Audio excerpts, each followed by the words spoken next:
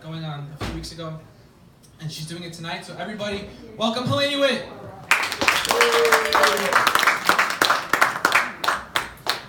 Well, in honor of a day in, well, you'll hear in my story what my point is. So when I was 16 years old, I was at my birthday party and I was blowing out my candles, and of course you don't say what you're wishing, but I was wishing that I would meet the Beatles, because it was 1964, and everyone at the party, I'm sure, had the same wish at their birthday when they blew out their candles to meet the Beatles.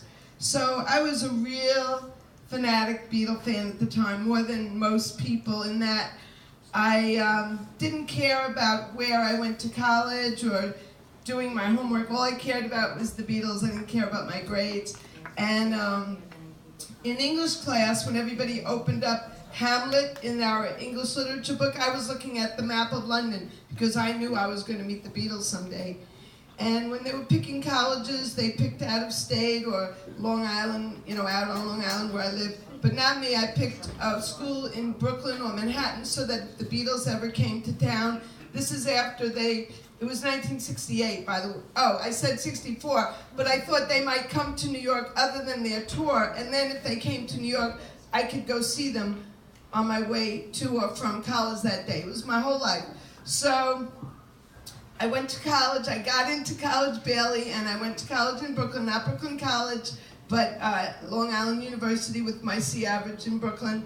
And sure enough, one day in the newspaper, this big, a little article said, John and Paul of the Beatles are coming to New York to go on the Johnny Carson show to announce that they have a new company called Apple. And they were going to give people a chance to be stars of their own, and people should submit their tapes. At the time, they were called tapes.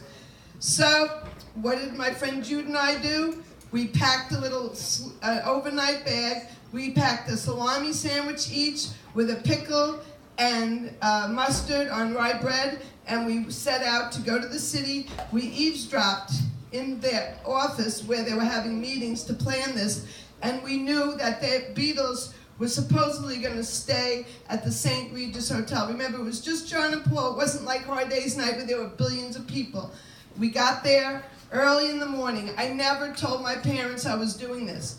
I lived at home, commuting to college. They didn't know where I was. And I didn't tell you, but it was May 1968 by the time this happened, and I had a final to go to. I didn't go. I wasn't the type to cut college. I was a good girl, but I didn't go to school, and I went to the St. Regis Hotel. There were cops out there and some girls waiting, and what we did was we went underneath the cops. I think I might have even done this so that they could hurt themselves so I could get underneath them, and we got up to the floor that these people were supposed to be at, the Beatles and their managers. So we get to the floor and we find this linen closet. So we take our knapsack and our sandwiches and early in the morning, and the linen closet that we hid in wasn't a full closet. It was like a half a closet. So there we are, hiding in the closet, waiting to hear some noise on that floor. You might say, how did you know what floor to go to? When you're really a Beatle fanatic, you find things out without the internet back then.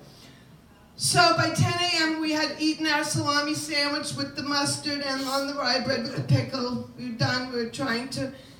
We got thrown out a couple of times. We had to come back up.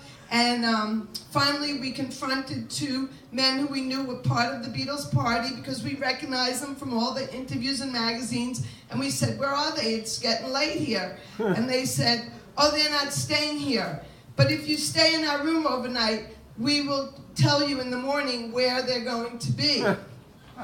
So my friend's name is Jude. Jude and I went in their room. They told us that in the next morning that John and Paul would be staying at their lawyer's house, Nat Weiss, and they'd be going outside the building at 11:30 the next morning.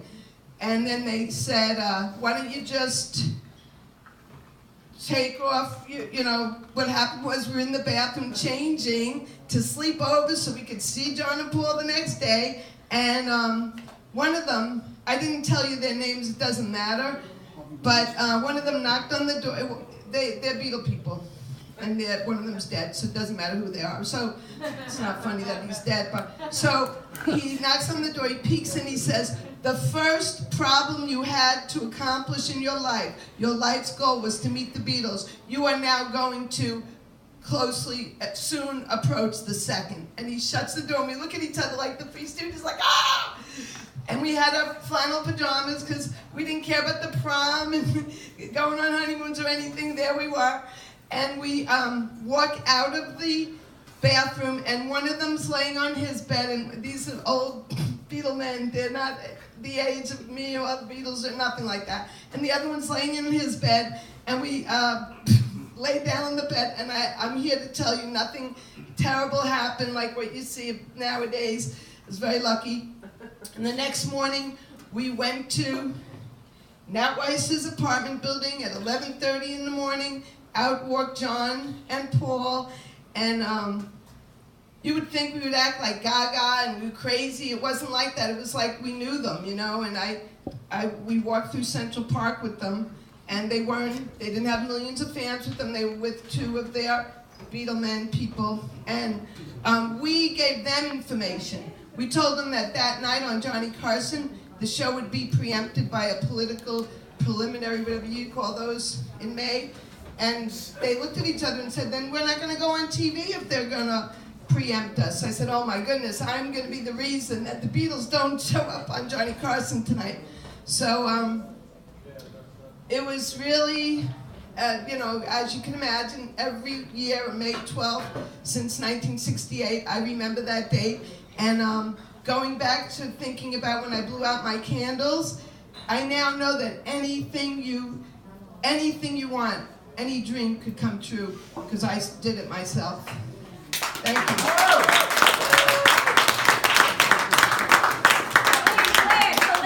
Whoa. I told her to do that Beatles story.